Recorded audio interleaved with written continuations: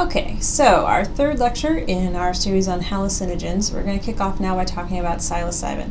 So psilocybin is the primary active ingredient in several varieties of fungus that we know commonly as magic mushrooms. These were first isolated in 1958, again by Albert Hofmann, our discoverer of, or synthesizer of LSD. When we look at mushrooms that are delivered in a dried format, just in terms of quantity, it's about 0.2 to 0.5% psilocybin. Keep in mind this is another substance that's been used by people for throughout recorded history, 6 or 7 millennia, for religious and spiritual explorations. So the acute and long-term effects into the effects of psilocybin have really only increased over the past decade, and we've started to see some recent studies on the drug's effects on spirituality. Now, in terms of the acute physical effects, it is dose-dependent, so the more we take, the more intense the changes are, and typically affects mood, perception, and thought. Most people who experience the effects of psilocybin do describe this as pleasurable, but at high doses it's also known to cause anxiety. In terms of chronic effects, we just don't have a lot of data. We know very little. The one study that we do have does indicate that there's no long-term impairment. And if you think back to the similar chemical structures we looked at, it probably doesn't come as a surprise that we do see cross-tolerance between LSD and mescaline. So now a couple of other indole hallucinogens before we move on to our catechol. These include morning glory and Hawaiian baby woodrose seeds, and also DMT and ayahuasca. So DMT is found in many plants, including ayahuasca. Ayahuasca itself has been used in South America as early as 2500 BC for religious uses. And this one can be very unpleasant. It causes intense vomiting and diarrhea, and then 10 hours of dreamlike conditions. So you can see how that might have those associations with religious use. All right, moving on to our catechol hallucinogens. Again, we'll see similarities in chemical structure among the different drugs in the class. And the first one that we'll talk about will be mescaline. So mescaline is the primary active ingredient in peyote, peyote being a cactus, mescaline being the drug that's contained in it. It was synthesized in a lab in 1918, and since then we've also identified 30 additional psychoactive compounds that are contained in the peyote. So lots of ways that those could interact and cause interesting effects there as well. So in terms of cultural use for mescaline, this is associated with Native Americans, and there's actually an organization called the Native American Church that uses peyote as a sacrament. If we think about Timothy Leary and LSD, not the only person to make those connections. So what we see in the Native American Church is this connection between Christianity and then traditional practices among Native Americans. Of course, mescaline is considered an illegal drug in the United States, so this has led to some interesting legal issues. In 1994, the Congress passed a law stating that no American Indian would be penalized for peyote use for traditional legitimate uses. So of course it could be really interesting to figure out what that actually means. But the reality is that this drug has been in use in some of those cultures for about 2 millennia. So interesting to see its interaction with modern legal systems here as well. When we talk about the pharmacology for mescaline, it's typically consumed orally. We do see that nausea and vomiting after oral administration that we also talked about with ayahuasca. In terms of metabolism, the body doesn't actually metabolize a lot of mescaline. Most of it is excreted without being changed. And we do see at low doses primarily euphoric or joyful experiences, but at higher doses we see a full set of hallucinogenic effects. We do see more ventral process of tolerance, but it develops more slowly than to LSD. Okay, so a couple of other important classes of drugs here would be our amphetamine derivatives. And if you're familiar with ecstasy, as many people are, this is the category that MDMA fits into. It is a large group though. It contains a wide number of synthetic hallucinogens. They are chemically related to amphetamines, thus the amphetamine derivative label, but in terms of their effects, we hear that they're much closer to mescaline than to the effects that we talked about with amphetamines and other stimulants. So a little bit of history about MDMA. Prior to 1985, it was actually in use primarily as a therapeutic aid. 1985, it became a Schedule I drug and was no longer available for those prescription-based purposes. The effects of consuming MDMA do include increased heart rate and blood pressure, and then also that increased euphoria and sociability. You know, we're in love with the world.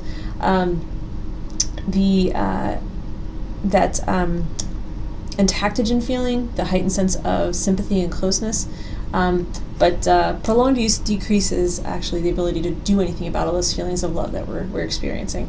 This, of course, has led to a combination of X and Viagra known as sextasy, able to turn those positive feelings into something else. But ecstasy on its own actually is known to decrease arousal. In terms of what we know about MDMA and its effects, what we know does raise some concerns. In animals, after repeated use, we do see some selective destruction of serotonin neurons, and of course those are those ones that are associated with feelings of joy. But when we transfer that to people, we don't see much. We see some limited evidence of neurotoxic effects, and we do know that use in the general population is declining. It peaked in the early 2000s, got lots of attention from media, from legal authorities, and it dropped about half. At this point, in 2013, we're running about 13% of 18 to 25-year-olds who've reported ever using ecstasy in their lifetimes. Okay, so our next major category, deliriants. We talked first about our Fantastica, and our groups of Fantastica, they have roughly similar effects, and they all act primarily through that same serotonin 2A receptor. When we compare the Fantastica to deliriants, deliriants are much more likely to produce mental confusion and a break with reality, and we don't see that same consistency in how they work and what brain mechanisms they work with. So digging into our deliriants, the first one that we'll talk about is PCP. And if you just think in terms of cultural references, the different things that you hear about LSD versus PCP use, PCP tends to be associated with just a more aggressive and psychotic set of symptoms. Before 1960, PCP was already in use. It was primarily characterized or used for monkey anesthesia. We're using a lot more monkeys in research at the time, so it was considered an excellent anesthetic for that species. When we tried to use it as an anesthetic for humans, we saw, of course, these troubling psychological side effects, and they were also unpredictable. So it is no longer licensed as a human anesthetic. It is still currently licensed as an animal anesthetic. Of course, PCP came into recreational use.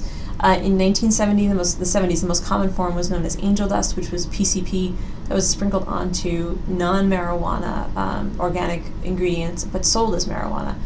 It was relatively inexpensive and easy to make, so it actually became the most common cause of drug-induced visits to the emergency room at that time. We've heard a lot of anecdotal and other kinds of personal-based stories about the effects of PCP, but we have very little data. We do know that the mechanism of action here is associated with something known as the sigma receptor, where we do see other deliriants function as well. But again, just not a lot of information or data on this particular one. We do have a couple of other PCP-like drugs to discuss. And actually ketamine, or special K, will fall into this category. We do hear ketamine discussed in terms of drug-supported sexual violence, and if you think about the use of PCP as an anesthetic, kind of see those connections there. Now, one that we see associated with cough medicine use, dextromethorphan, this is actually a PCP-like drug as well. So obviously we're seeing very different degrees of depressant and dissociative effects. We expect very different things when we consume cough medicine than if we're exposed to ketamine. So another important group of hallucinogens that will be one of our last topics here, anticholinergic hallucinogens. So this grouping contains both some hallucinogens that are naturally occurring and then some that have been synthesized. The naturally occurring ones actually come from the potato family. If you've heard of deadly nightshade, this is that group. And what they do have in common are some pharmacological similarities. they're all very potent, and they include both central and peripheral system effects. Acetylcholine is the primary neurotransmitter that's affected by these. And when we look at the physiological effects, it starts to make sense. We see less production of mucus, salivation, other symptoms related to dryness. We can also see an increase in body temperature and heart rate. And then if we look at how the behavioral effects of this class of drugs, it tends to resemble psychosis. We see delirium, mental confusion, loss of attention, loss of memory, a wide range of effects associated with the behavioral effects of this class of drugs. In terms of the naturally occurring anticholinergics, deadly nightshade or belladonna, mandrake, henbane, so these were widely considered poisons in different, and actually probably are still considered poisonous, but if you read literature from previous eras, you'll hear discussion of these used as poisons.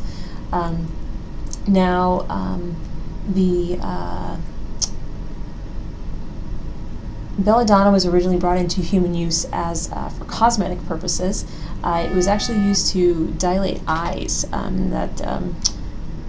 Perception of having bigger pupils was considered attractive at certain times in human history. And then just a little bit of English lit trivia. Henbane is the poison that was used to kill Hamlet's father in that famous play. We do have some synthetic anticholinergics, and they're actually, we talked about pseudoparkinsonism, that tremor induced by antipsychotic drugs, and we actually see these synthetic anticholinergics used to suppress that symptom. A couple of other quick drugs that would fit into this category would include amanita mushrooms. We see some specific changes associated with this particular deliriant that's dissimilar, and we do see it acting differently. It's a GABA agonist, and actually especially dangerous, so this is one to be particularly aware of. And then salvia also fits in this category. Salvia, typically smoked, can be eaten, and like psilocybin, it is associated with these sort of mystical, religious or spiritual type experiences. Just a little information, I tend to get a lot of questions about salvia. It does not we don't have a consistent regulatory approach to salvia here in the United States. It is treated as a Schedule I drug in some states, but we don't have a federal approach to that yet. It's not currently illegal in Nevada, at least the last time I checked, but do keep in mind it's virtually unstudied. We do hear people report very intense but short-lived psychedelic effects, but in populations who've been using salvia widely, we see concerns about learning, memory, and then of course behavioral toxicity that goes with any kind of drug dependence. So wrapping up here for our final lecture on hallucinogens, we talked about two major groups, Fantastica and Deliriants, the three primary ones in our Fantastica category, LSD, peyote, and then MDMA. And then deliriants, that would include PCP, ketamine, and salvia.